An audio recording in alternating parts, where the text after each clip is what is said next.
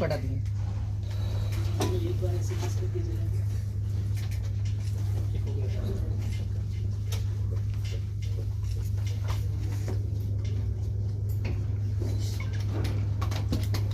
चलिए हो गया भाई, हो गया।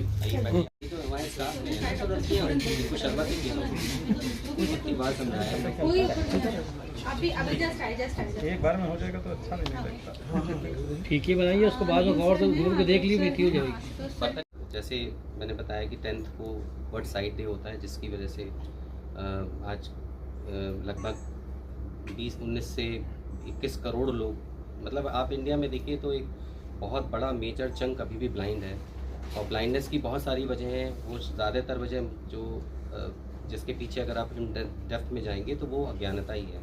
बहुत सारे सोशल अवेयरनेस ना होना, जानकारी ना होना, बीमारी पनप जाना, और फिर बीमारी अगर हो जाती है तो उसको प्रॉपरली ट्रीट ना हो पाना। ये सब चीज़ें के लिए जो कोई भी जो डेज़ होते हैं वो इसी अवेयरनेस से रिलेटेड ही होते हैं। तो बेसिक पर्पज़ ये है कि हम लोग को थोड़ा इस तरह के ड्राइव्स करना, जिससे कि मासेस में एजुकेशन मिले कि आई की केयर कैसे करनी है, जिससे कि हम अपनी आँखों को टाइमली कब हम अपनी आँखों की जांच कराएं प्रॉपर, क्योंकि बहुत सारी ऐसी प्रॉब्लम्स हैं, ग्लोकोमा है, रेटिना, जैसे डायबिटीज़। आज इंडिया में diabetes, India is the world capital of diabetes. ये बहुत अहम सवाल है। ज़्यादातर लोगों में अगर आप देखिए आजकल 20-25 साल 30 साल के लोगों को डायबिटीज़ और ब्लड प्रेशर की प्रॉब्लम हो रही है, और वो इरिवर्सिबल बॉडी में आँखों में डैमेज क्रिएट करती है। और सबसे पहला विजिबल चेंज अगर आप बॉडी में देखेंगे तो आँख में है। तो उससे लोगों को पता ही नहीं है, लोगों को जानकारी नहीं है उनको कब चेकअप कराना चाहिए, कि किस गहनता से आई टेस्ट होनी चाहिए, कब उनको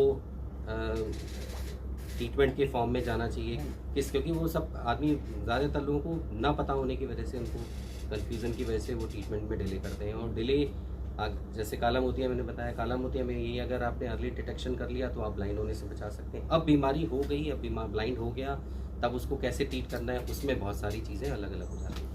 सर आजकल छोटे बच्चों में देखा जाता है आई साइट की बहुत प्रॉब्लम होने लगी, क्योंकि विद हमारे लाइफस्टाइल में मोबाइल का जो यूज़ हो गया, उसका स्क्रीन टाइम इतना ज़्यादा है और बच्चों को कोई मना नहीं कर।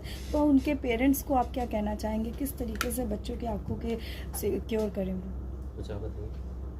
तो बेसिकली हाँ, हमारा लाइफस्टाइल चेंज हो गया है। अब हम ज़्यादातर इंडोर रहते हैं, तो हमारा जो है ज़िंदगी ज़्यादातर मोबाइल स्क्रीन पे, टीवी स्क्रीन पे होती है। तो बेसिकली हमको यही पेरेंट्स को बताना है, पहला तो ये कि कुछ लाइफस्टाइल चेंजेस करें, उनको खेलने के लिए बाहर भेजें, सिर्फ स्क्रीन पे ना उनको हुक कराएं। खाने पीने के लिए, हर चीज़ के लिए अगर मोबाइल देंगे तो आदत पड़ जाती है और बाद में नहीं छूट पाती है। दूसरा इम्पॉर्टेंट बात ये भी है कि हर बच्चे का एक्चुअली चेकअप होना चाहिए जब वो स्कूल की एज हो जाती है। स्कूल में अराउंड 4 से 5 साल पे एक बार चेकअप होना चाहिए, क्योंकि बहुत सारी ऐसी बीमारियां हैं जो बिना चेकअप के नहीं पता लग सकती। छोटे चश्मे के नंबर, हल्का तिरछापन हमेशा मिस हो सकता है। तो ऐसा ज़रूरी नहीं कि मोबाइल नहीं यूज़ कर रहे हैं तो नंबर नहीं हो सकते हैं। हमको ज़रूरी है कि हम उनको चेक करें और तभी हमको पता लगेगा। तो स्क्रीनिंग बहुत ज़रूरी है, सभी पेरेंट्स को करनी चाहिए। और दूसरा, आजकल इंटरनेट का ज़माना है, तो आपको मतलब आप सारे गैजेट से बिल्कुल बच्चे को बचा भी नहीं सकते। तो कम से कम इतना तो कर सकते हैं कि छोटी स्क्रीन की जगह बड़ी स्क्रीन प्रोवाइड करें, उसको घर के ऐसे सेंटर में रखें। एक तो कोई पर्सनल गैजेट नहीं होना चाहिए कि आपने उनको प्यार मोहब्बत में लोग पेरेंट्स आईपैड भी दे देते हैं बच्चे को, फ़ोन भी दे देते हैं, लैपटॉप भी दे देते हैं। तो गैजेट्स ऐसे दें जो कि सेंट्रली प्लेस्ड हों, जिससे कि माँ बाप आते जाते देखें कि बच्चा चला क्या रहा है। ये भी बहुत इंपॉर्टेंट है। आजकल कितना मिसयूज़ होगा आपको पेरेंट्स को भी नहीं पता लगता है। और तो कोई हिडन नहीं होना चाहिए, और दूसरा कंट्रोल होना चाहिए, पेरेंटल गाइडेंस में होना चाहिए। पेरेंट्स को भी पता होना चाहिए कि मुझे किस चीज़ को कितने उसमें देना है। मतलब आप जैसे पढ़ने के लिए बुक्स आपकी इतने बड़े साइज़ की, अगर A4 साइज़ की हैं, अगर हम उसको छोटा कर देंगे तो कैसे पढ़ेंगे? तो अगर बड़ी स्क्रीन को हम छोटा कर देंगे तो ऑब्वियसली स्ट्रेन तो हो गई होगा। तो ये सब चीज़ों पे भी थोड़ा पेरेंट्स को ध्यान। सर हॉस्पिटल में अगर एडवांस टेक्नोलॉजी की बात करें तो क्या अभी किस तरह की टेक्नोलॉजी है अभी आई से रिलेटेड? अगर किसी भी आप स्पेशलिटी के लिए बात, मतलब किसी भी, क्योंकि आई में भी बहुत सारी स्पेशलिटीज़ आ जाती हैं। कॉर्निया अलग हो जाता है, कैटरेक्ट अलग हो जाता है, आपका ग्लोकोमा अलग हो जाता है, रेटिना अलग हो जाता है। तो लगभग हर चीज़ के लिए हम लोगों ने कोशिश की है कि जो आज कटिंग एज टेक्नोलॉजीज़ अवेलेबल हैं दुनिया में, वो हम लोगों ने सारी धीरे में अडॉप्ट। तो अगर आप स्पेशलिटी वाइज पूछें, अगर कॉर्निया में, तो कॉर्निया में आपकी रिफ्रैक्टिव सर्जरीज में आ जाइए, तो रिफ्रैक्टिव में जो लेटेस्ट टेक्निक्स आज की डेट में नंबर्स हटाने के लिए, स्पेक्टिकल्स रिमूवल के लिए, वो अवेलेबल है। ग्लोकोमा में अगर बात करिए तो ग्लोकोमा में डायग्नोस्टिक सारी मोडालिटीज़ चेकअप के लिए और सारी जो भी सर्जिकल टेक्निक्स हैं जो आजकल लेटेस्ट हैं वो सारी अवेलेबल हैं। रेटिना में आपकी रेटिना की डायग्नोस्टिक्स जितनी भी टेस्टिंग्स होती हैं एंजियोग्राफी वगैरह से रिलेटेड OCT, वो सब कटिंग एज टेक्नोलॉजीज जितनी लेटेस्ट इक्विपमेंट्स हैं वो अवेलेबल हैं।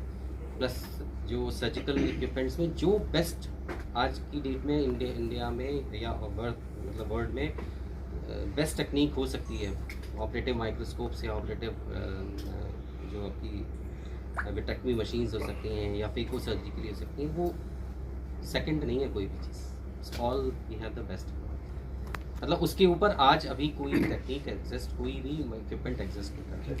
अब आपको क्या संदेश देना चाहेंगे? सबसे पहला तो ये कि कुछ चीज़ों को हमारे ख्याल से जो भी जानने की ज़रूरत है मासेस में, वो ये कि जैसे बच्चा जब पैदा होता है तो पेरेंट्स को पता होता है कि उनकी बच्चे को मुझे ये वैक्सीन्स लगवानी है, शेड्यूल पता होता है। तो वैसे ही हमारे मासेस में केवल हम अगर इतनी जानकारी पास ऑन कर दें कि उनको ये टाइम शेड्यूल पता लग जाए कि मुझे कब कब अपनी आई चेक करानी है बच्चे से लेके बड़े तक, तो बहुत सारी चीज़ें हम टाइमली डिटेक्ट कर सकते हैं। वो नहीं है, नहीं होने की वजह से ज़्यादातर लोग आते हैं, जैसे आज भी बच्चा आया था तो उसके पेरेंट्स को पता ही नहीं है, कहने लगे हमें तो पता ही नहीं था, बच्चे ने कभी बताया नहीं। तो बच्चा कैसे बताएगा भाई? 5 साल के बच्चे से आप कैसे एक्सपेक्ट करते हैं कि उसकी विज़न की प्रॉब्लम होगी और वो बताएगा कि मुझे दूर का नहीं दिख रहा है? तो इसलिए कुछ जो शेड्यूल्स हैं जिसमें मैं अगर बताऊं, वो जो अगर हम लोग टाइमली फॉलो करें तो बहुत सारी चीज़ों से बचा सकते हैं, बच सकते हैं। बच्चा जब पैदा होता है तो हमें ये पता होना चाहिए कि वो कंप्लीट है, उसकी आँख ठीक है कि नहीं, उसका कान ठीक है कि नहीं, उसकी हार्ट काम कर रहा है कि नहीं। तो एक टोटल एक कॉम्प्रिहेंसिव चेकअप होना ज़रूरी है। फिर बच्चा जब 2 साल का हो जाता है तब कुछ चेकअप होना ज़रूरी है, क्योंकि बच्चे की आई पैदा होते समय डेवलप नहीं होती। डेवलपमेंट होता है शुरू के 6 साल में, उसमें भी शुरू के 3 साल बहुत क्रूशल होते हैं। सबसे पहले तो अगर वो बच्चा अर्ली पैदा हुआ है, प्री मैच्योर हुआ है, तो अगर ऑक्सीजन में रखा है तो ROP की स्क्रीनिंग होती है, वो तो एक अलग ही चीज़ हो गया मुद्दा। माँ तो फिर डॉक्टर ही बताएंगे कि आपको कब आपके फॉलो करना है। तो नॉर्मल बच्चे में 2 साल पे, फिर अगर बच्चा नॉर्मल है 2 साल पे, तो जब वो स्कूल जाने लगता है तो जैसे हमारा आने के लिए और on the behalf of Sanae hospital अपने सारे डॉक्टर्स की टीम की तरफ से सनाई हॉस्पिटल आपका बहुत स्वागत करता है। और कोई ख़ास ओकेज़न नहीं है, 2 बहुत इंपॉर्टेंट ओकेज़न है। एक तो हॉस्पिटल अपनी 19वीं वर्षगांठ मनाने जा रहा है 5 तारीख को, और 10 तारीख को हमारे यहाँ आपको पता है कि दृष्टि दिवस है, अंधता निवारण दिवस है, जिसको हम लोग वर्ल्ड साइट डे के फॉर्म में मनाते हैं। और ये तो कहने की ज़रूरत नहीं है कि हमारी आँखें कितनी कीमती हैं, बिना उसके कोई ज़िंदगी नहीं है, ना कलर है ना रंग है। और ये भी बताते हुए बहुत खुशी होती है कि आज 19 साल के दौरान एक छोटे चैम्बर से शुरू करते हुए 9x11 एक चैम्बर था छोटा सा, 10x10 के रूम से शुरू करते हुए आज हॉस्पिटल इस मुकाम पे पहुंचा है कि 2 बड़ी ब्रांचेस हैं। और लखनऊ की नहीं, मेरे ख्याल से यूपी की सबसे बड़ी टीम और सबसे एफिशिएंट टीम के साथ हम लोग मिलकर काम कर रहे हैं। ये मेरा कोई अकेला कोई एफर्ट नहीं है, इसमें सब लोगों का रोल है। करीब टोटल स्टाफ हम लोग हॉस्पिटल करीब 150 लोगों से मिलके बनाए, जिसमें हर आदमी का कंट्रीब्यूशन हॉस्पिटल में है। और लगभग 10 से 12 स्पेशलाइज सारी स्पेशलिटी के कंसल्टेंट्स हैं जो अपने अपने फील्ड में माहिर हैं, वो सब मिलके काम कर रहे हैं, जिससे कि हमारा पेशेंट को ओरिएंटेड और बेसिक हम लोग का जो इंटेंशन है काम करने का शुरू से मंत्र वो है ऑनेस्टी और एथिक्स, जिसके साथ हम लोगों ने स्टार्ट किया था, वो आज तक मेंटेन है। और वही हम लोग की एक तरह से जब पूंजी है, और उसी से हम लोग के जो भी आज हमारे पेशेंट्स का जो कॉन्फिडेंस है टुवर्ड्स सनाई हॉस्पिटल वो मेंटेन हुआ है। तो शुरुआत करते हैं इधर से ही, क्योंकि डॉक्टर सौरभ, मैं डॉक्टर सुधीर श्रीवास्तव, मैं फाउंडर ऑफ सनाई हॉस्पिटल, और मेरी स्पेशलिटी बेसिकली कैटरैक्ट और रिफ्रैक्टिव्स में है। और डॉक्टर सौरभ अपना इंट्रोड्यूस। मैं डॉक्टर सौरभ कुमार, मेरे को ऑलमोस्ट यहाँ पे 12 ईयर्स, मोर देन 12 ईयर्स हो गए काम करते हुए। और जैसा फाउंडर डॉक्टर सुधीर ने बोला कि सनाई हॉस्पिटल डेडिकेटेड है पेशेंट्स को बेस्ट फैसिलिटीज़ देने के लिए, और हमेशा से कोशिश रही है हॉस्पिटल की कि हम लोग एक state of the art facilities provide करें पेशेंट्स के लिए। और पेशेंट्स के लिए हम सब लोग मिलकर के मेहनत करते हैं, उसके रिजल्ट्स भी दिखते हैं, और we are dedicated for the best eye facilities. Doctor Saurabh specialised है मेडिकल रेटिना। डॉक्टर स्मृति। मैं डॉक्टर डॉक्टर स्मृति मिश्रा हूँ।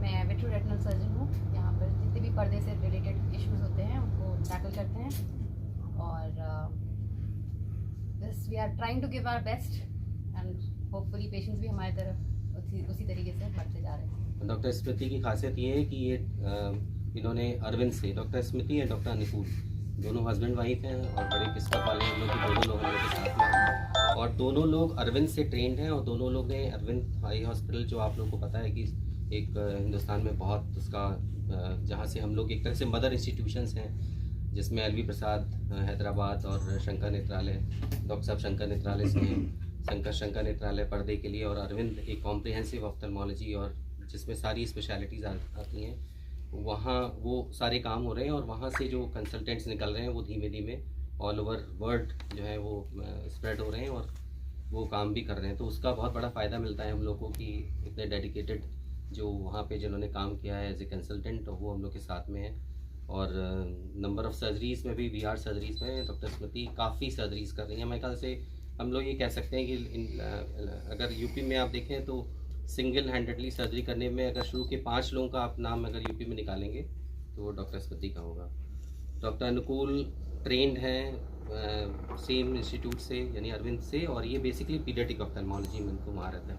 छोटे छोटे बच्चे जो हम लोग डिफ़िकल्ट होता है मैनेज करना, उनकी कैटरेक्ट सर्जरीज या उनकी आंखों में कोई भी किसी तरह का महंगापन, कोई भी समस्याएं होती हैं बच्चों से रिलेटेड, वो सारी हैं। और डॉक्टर स्मृति की एक खूबी और भी है जो कि रेटिनाइटिस ROP आप लोगों ने सुना होगा, जो बहुत छोटे बच्चे होते हैं, जो आजकल प्री मैच्योर बच्चे होते हैं, उनको हम लोग को ऑक्सीजन में रखना पड़ता है तो उससे उनका पर्दा डैमेज हो जाता है, जिसको रेटिनोपैथी और प्री मैच्योरिटी कहा जाता है, ROP कहा जाता है। उसके लिए महारत हासिल है लखनऊ में बहुत 2-4 डॉक्टर्स ही ऐसे हैं जो कि ROP के लिए जो है स्पेशलाइज्ड और ट्रेन है। कुछ बोलेंगे आप अपने लिए? सर बहुत बड़ी बात है, घर में और बाहर में कितना फ़र्क होता है, साथ में काम करना वो भी बहुत बड़ी अहमियत देता है। कैसे देखते हैं इसको, क्या कहना चाहेंगे? नहीं सही है, बहुत बढ़िया काम करती है, सर ने बताया नहीं साथ में काम ये करता इतना अच्छा रहता काम करती है। सर घर के बारे में पूछा, यहाँ के हॉस्पिटल बता रहे हैं। यहाँ तो मुझे बहुत आराम मिल रहा है क्योंकि यहाँ पे सारी फैसिलिटीज़ एक्चुअली, मैं जब आया तो यूपी में तो बहुत कम जगह पे बच्चों के लिए सर्जरीज करने की अपॉर्चुनिटी होती है, बट यहाँ पर हमारे पास एनेस्थीसिया है, एनेस्थेटिस्ट है, सारी फैसिलिटीज, सारी मशीन है बच्चों के लिए, तो बहुत आसान हो गया है मुझे फैसिलिटीज़ वही जो बाकी जगह मिल रही थी यहाँ पर भी देने के लिए। इनकी एक खासियत और है जो बहुत कम रेयर ऑफ्थल्मोलॉजिस्ट और मेडिकल पर्सन से मिलेंगी, he is the only iron man of Lucknow.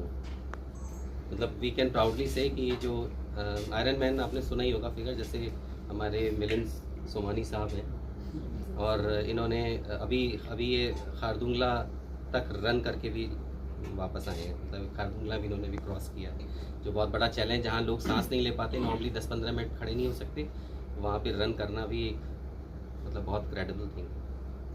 Doctor आलोक, मैं डॉक्टर आलोक कुमार सिंह, यहाँ पे मेडिकल रेटिना और फेको पार्ट का साथ में सर के साथ में काम करते हैं। यहाँ पे हम लोगों को बहुत ही अच्छा एटमॉस्फेयर रहता है वर्किंग का।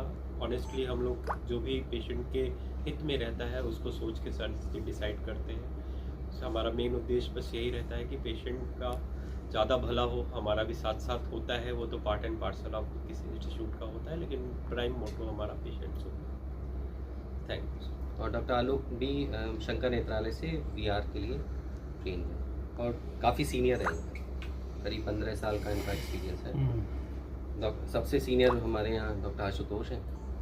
डॉक्टर आशुतोष हर फील्ड के माहिर हैं, तो उनको कॉम्प्रिहेंसिव ऑफ्थल्मोलॉजिस्ट है, मतलब उनको हर चीज़ वो स्क्रीन करके और वो अपने लेवल पे भी वो हैंडल करते हैं और जहाँ